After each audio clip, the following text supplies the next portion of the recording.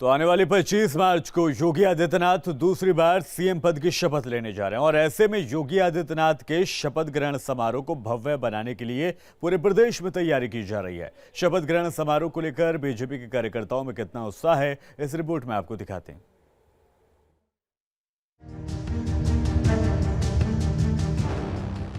उत्तर प्रदेश में 37 साल के मिथक को तोड़कर योगी सरकार ने दोबारा सत्ता में वापसी की है। यूपी के इतिहास को बदलते हुए योगी आदित्यनाथ दोबारा मुख्यमंत्री पद की शपथ लेने जा रहे हैं और योगी आदित्यनाथ के शपथ ग्रहण को भव्य बनाने के लिए पूरे उत्तर प्रदेश में तैयारी की जा रही है। लखनऊ में होने वाले शपथ ग्रहण समारोह में बीजेपी के सैकड़ों कार्यकर्ता अपनी मौजूदगी दर्ज कराने के लिए पहुँचने वाले हैं। विधानसभा से 100 लोगों की एक अपेक्षित श्रेणी आई है। उस श्रेणी में अलग अलग से बनाई हुई श्रेणियाँ, जिसमें मूलतः कुछ कार्यकर्ता भी रहेंगे और हमारे सामाजिक श्रेणी के लोग भी रहेंगे। ऐसे लोगों को ले जाने का एक कार्यक्रम है। उत्तर प्रदेश में 37 साल बाद किसी पार्टी की सरकार लगातार दूसरी बार बनने जा रही है और जीत का ये सेहरा योगी आदित्यनाथ के सिर बंधा है। ऐसे में योगी आदित्यनाथ के शपथ ग्रहण को यादगार बनाने के लिए पूरे प्रदेश में तैयारी की जा रही है। ऐतिहासिक तैयारी है और कायदा से होना भी चाहिए। आदरणीय योगी जी मुख्यमंत्री बन रहे हैं, पार्टी के लिए एक बहुत बड़ी बात है। दिन रात एक करके पार्टी के लिए काम करने वाले कार्यकर्ताओं को भी इस बार शपथ ग्रहण में जगह दी गई है। कार्यकर्ताओं के लिए किए गए इंतजाम की भी तारीफ सभी कर रहे हैं। उत्तर प्रदेश सरकार में माननीय मुख्यमंत्री जी को इस बात के लिए बधाई दूंगा कि इस बार उन्होंने कार्यकर्ताओं की चिंता की है और कार्यकर्ता उस शपथ ग्रहण समारोह के एक गवाह बन सकते हैं, चश्मदीद ऐसी व्यवस्था की है।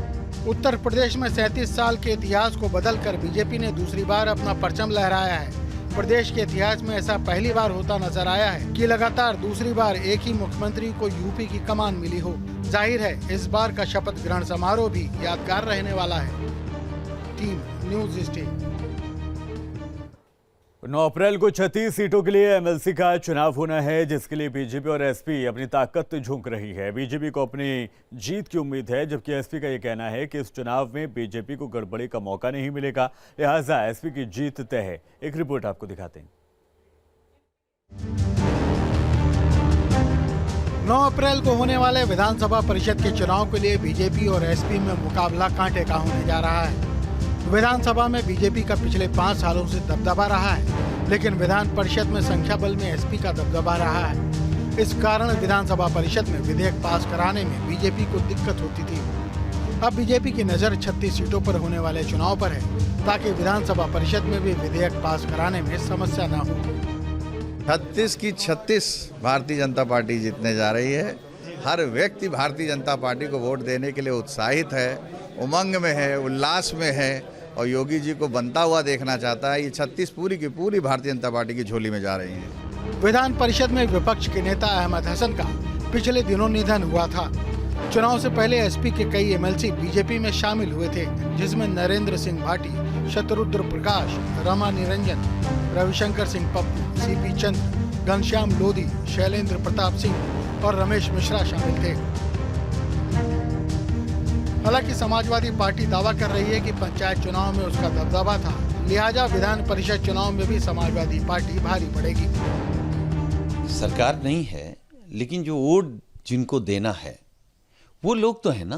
अब सरकार के पास रास्ता ये है कि लोकतंत्र खत्म करके उनको वोट ही ना देने दे, अगर तो फिर तो आप कुछ भी कह सकते हैं। लेकिन हमें ये भरोसा है कि लोकतांत्रिक प्रक्रिया से चुनाव होगा और समाजवादी पार्टी भाजपा से ज्यादा सीटें जीत करके आएगी विधान परिषद। बीजेपी ने विधानसभा चुनाव में जीत हासिल कर अपना जोश बरकरार रखा है, तो एसपी को चिंता है कि कम से कम विधान परिषद में संख्या बल हासिल कर वो बीजेपी की राह में रोड़े अटका सके। Team news state.